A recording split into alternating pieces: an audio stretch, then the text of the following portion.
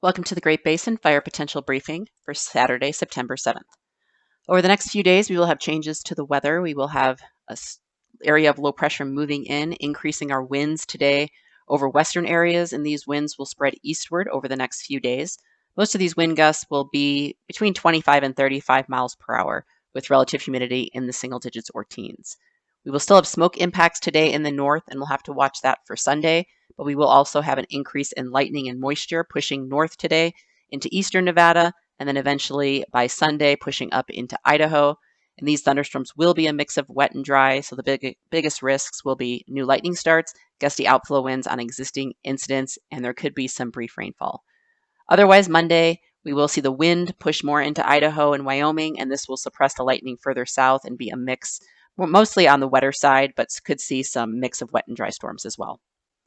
Over the last 24 hours, we only saw isolated lightning along the Sierra front with minimal rainfall. Yesterday, we saw generally light initial attack with 14 new fires for just over 36 acres.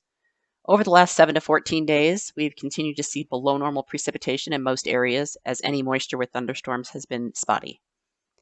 The ERC point map shows this drier trend well, with the most critical ERCs on the western and northern sides of the Great Basin, where some areas are still above the 90th percentile.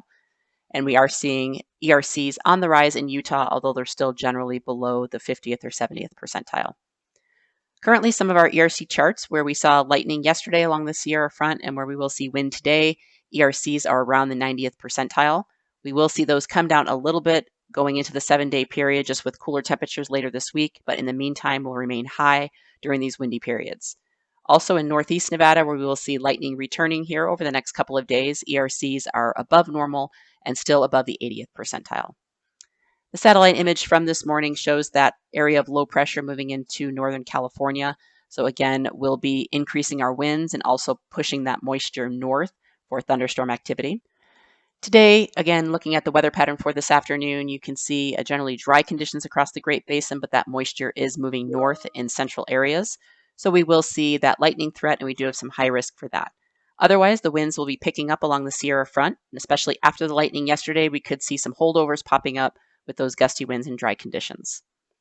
Relative humidity remains in the teens in many areas of the Great Basin, just some single digits down south. You can see the wind gusts for this afternoon really picking up along, especially the southern areas of the Sierra front, but also into western Nevada. And then you can see the indicators for the gusty outflow winds over eastern Nevada.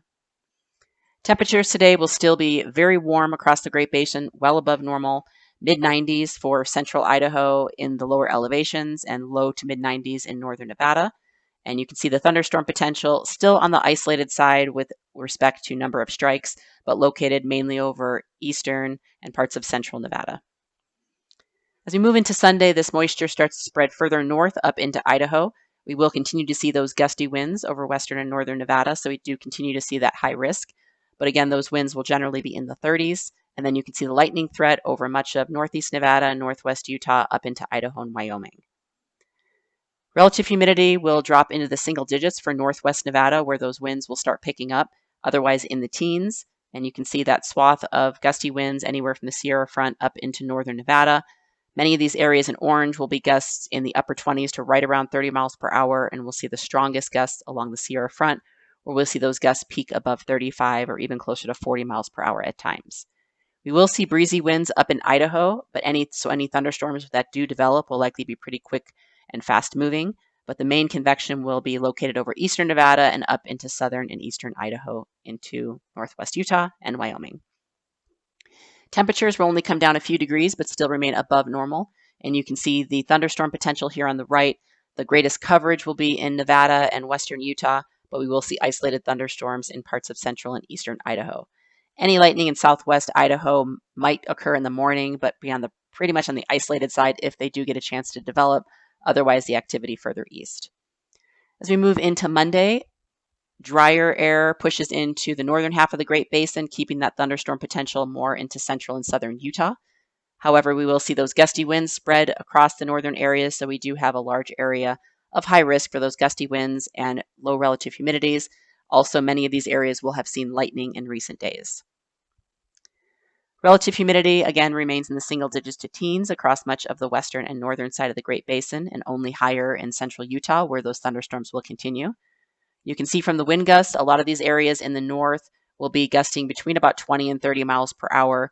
Again, with those gusts strongest along the Sierra front, where we'll see some gusts between 30 and 35 miles per hour. Temperatures will drop maybe a degree or so, but still remaining generally in the low 90s over the northern half of the Great Basin and the lower elevations. And then you can see the probability of thunderstorms here over much of Utah, possibly still into eastern Nevada. The 3-day precipitation, any thunderstorms we see will be on the isolated side, so limited moisture and very spotty.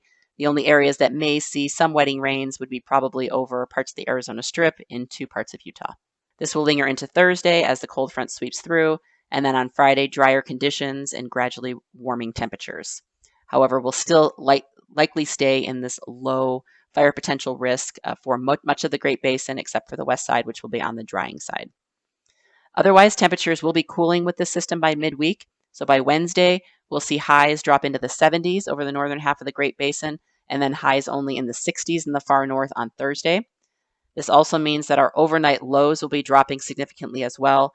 Up in central Idaho and Wyoming, where we see our large fires, we'll see lows in the low 30s on Thursday morning and near or even just below freezing in some areas on Friday morning. So definitely cold temperatures coming later this week. 7-day precipitation shows that second system coming through, so you can see better chances of wetting rains in parts of central Idaho and Wyoming. But again, still some discrepancies as far as exactly how this system will move through. So some of these wetting rain areas may change as we get closer, but we'll continue to monitor that. The 8 to 14-day outlook taking us through into the third week of September shows kind of a mix of near normal temperatures or slightly warmer on the east side, and then near normal precipitation, possibly some additional precipitation in the north. That concludes our webcast for today. Check back tomorrow for the latest updates.